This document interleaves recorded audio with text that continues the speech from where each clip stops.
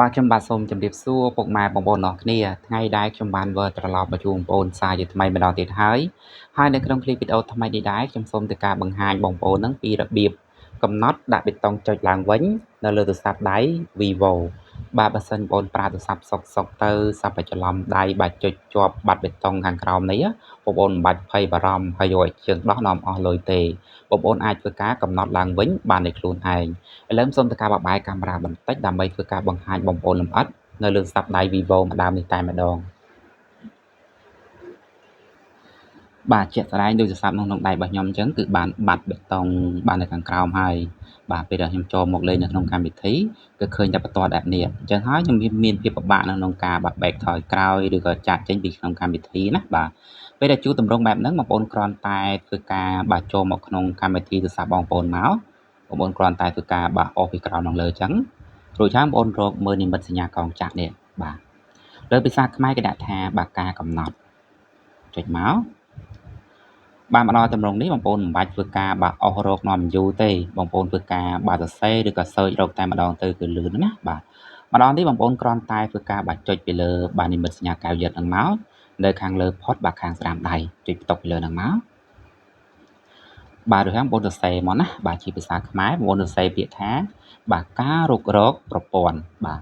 អញ្ចឹងខ្ញុំគ្រាន់តែធ្វើការសរសេរអត់ពេញទេបងប្អូនបាទគ្រាន់តែសរសេរការបាទរុករកនេះបងប្អូនគេរុកចេះបាទការរុកបាទការរុករកប្រព័ន្ធអញ្ចឹងបងប្អូនអាចធ្វើការបាទចុចពីលើនៅខាងលើនឹងក៏បានការរុករកប្រព័ន្ធឬមួយក៏បងប្អូនចង់លឿនបងប្អូនចុចនៅខាងក្រោមនេះបាទការរុករកប្រព័ន្ធបាទគេដូចតែគ្នាទេគ្រាន់ថាចូលមកតម្រងនេះវាលឿនបើសិនបងប្អូនចុចនៅខាងលើវារៀងបាទចូលរៀងយូរណាបាទពីបងប្អូនចុចនៅខាងលើនេះ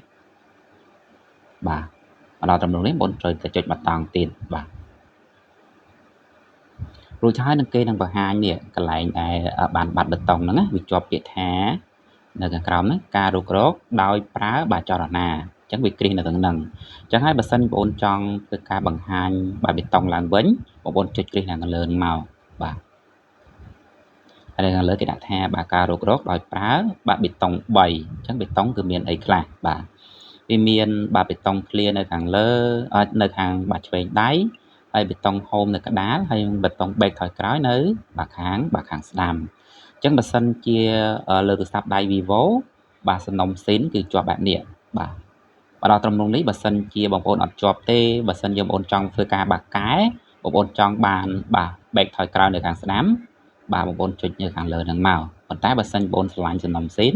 បងប្អូនធ្វើការបាទចុចបាទយកខាងក្រៅហ្នឹងមកប៉ុន្តែសម្រាប់ខ្ញុំគឺខ្ញុំ start នៅខាងនេះបាទបេតុង clear នៅខាងឆ្វេង